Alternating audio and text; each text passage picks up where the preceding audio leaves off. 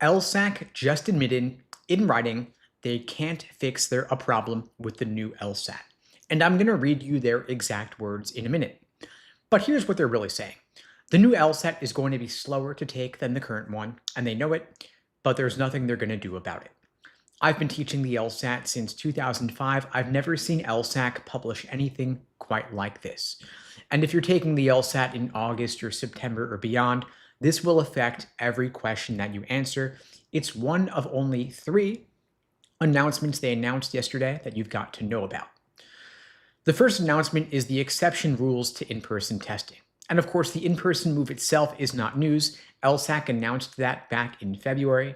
What's new is who exactly still gets to take the LSAT from home, and they just announced those exceptions. The first one is distance.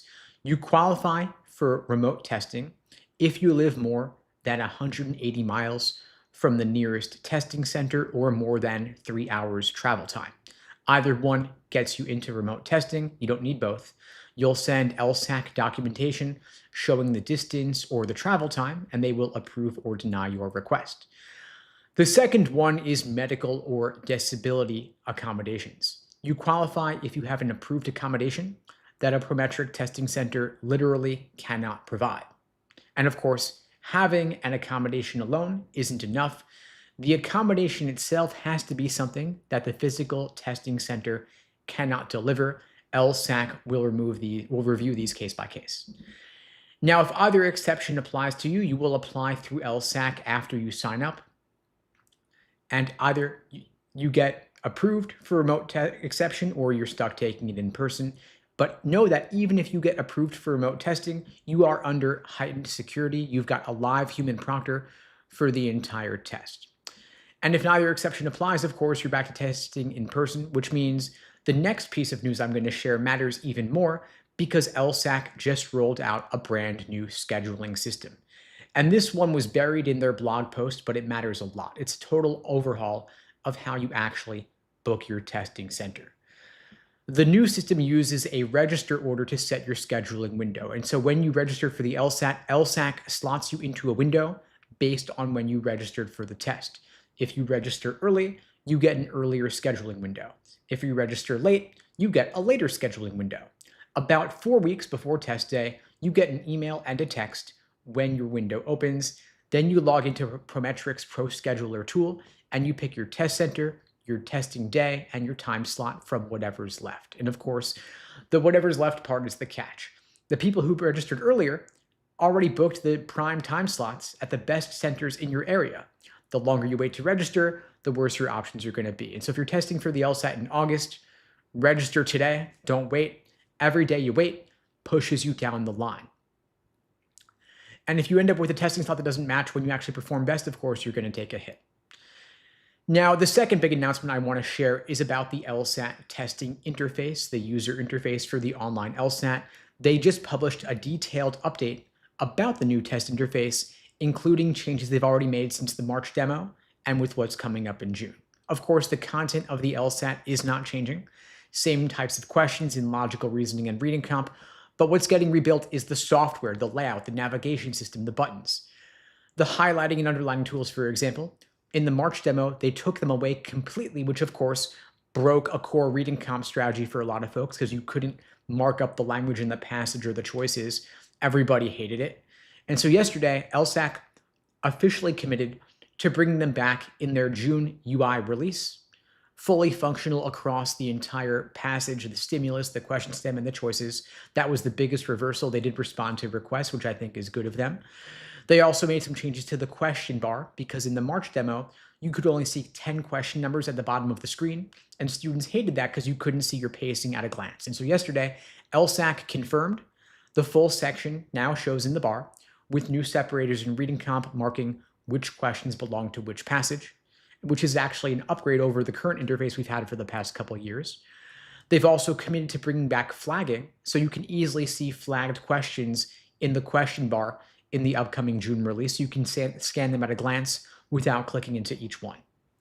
They've also added a new reset response button, meaning with one click, you can clear all your selections and eliminations on a question. And they flagged a known bug they're fixing in the upcoming June release. You can also adjust the font size. The timer features are now back in, and most of that's good or actually an improvement.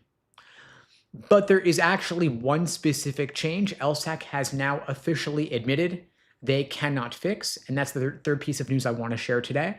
That's the one that matters the most. And these are LSAC's exact words from the latest announcement, quote, due to the underlying structure of the new test driver platform, moving from answer selection to answer elimination will require an extra click. We are not able to provide radio button functionality with a single click, end quote. In the current interface, you click an icon next to an answer to cross it out. With one click, you're done. You click again to bring it back. In the new interface, that is gone. To cross out an answer, you toggle into something LSAC is calling answer masking mode. Your cursor changes, then you click the answer you want masked. Then you toggle back out of masking mode to select your final answer. So one click to eliminate is now a toggle, a click, and another toggle on every elimination, on every question. I know these terms sound kind of silly, toggle, masking, all that. It's a lot more clear if you actually log into the LSAC site yourself. You can play with their demo interface for free. But bottom line, the LSAT's gone through a lot of changes over the past 6-7 years now, ever since pre-pandemic days. Actually went from being on paper to on a tablet in 2019 to remote in 2020 with the pandemic. Now they're back to in-person with a new testing platform. And I've never seen them publish an admission like the one they just put out. They're telling you in writing, the new test is going to be slower to take, and there's nothing they're going to do about it. And the LSAT is strictly timed, so this matters. In logical reasoning, you're solving 26 questions in 35 minutes, about 1 minute and 24 seconds per question. But you want to move through the easier first 10 in roughly 10 minutes, so you've got more time on average for the tougher questions later in this section. And so on those tougher questions, you're adding multiple toggles, for lack of a better word, per question. So conservatively speaking, that's 1 minute or 2 through the entire section, costing you an entire question, maybe 2. And on a test when the gap between a 170 and a 175 is just 1 or 2 questions, it could cost you serious time.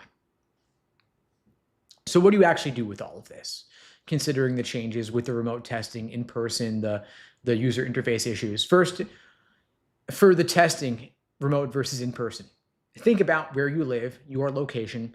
Might you qualify for an exception to the in-person requirement? Again, if you live more than 180 miles or 3 hours from a testing center, you want to start your documentation today. Same goes for if you have medical documentation, medical accommodation at a Prometric center that they can't deliver on, don't wait till after you register. Then if you're taking the LSAT in August, sign up right now, because the longer you wait, the worse your scheduling window is going to be, the worse the slots you're going to have. That's the most important thing you can do right now. Then once you are registered, think about where your Prometric center is located. Figure out how long it's going to take to get there. Figure out the parking situation. Think about what it's going to look like inside there. You're going to have pencils, scratch paper, a workstation inside a cubicle, an on-site proctor. They're going to have lockers for your phone and your bag. Bring water, a snack for the break, a government-issued ID. You're going to show up early. And then when the final user interface shows up next month, you want to take a timed exam with that new software. And think about what the format's like for you, how might you need to adjust your test-taking experience accordingly.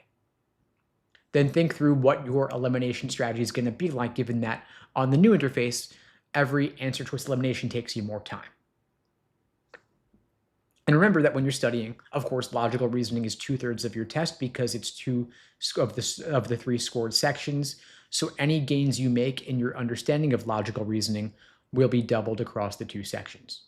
And know that, of course, if you're taking the LSAT in August or beyond, don't take your LSAT practice tests out of books. Don't take them on unofficial third-party platforms, because you want to get familiar with this new interface given the upcoming changes.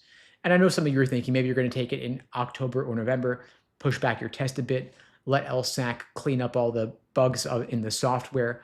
But the new interface is the new interface. They're not going back. Same deal with in-person testing. That is the new normal.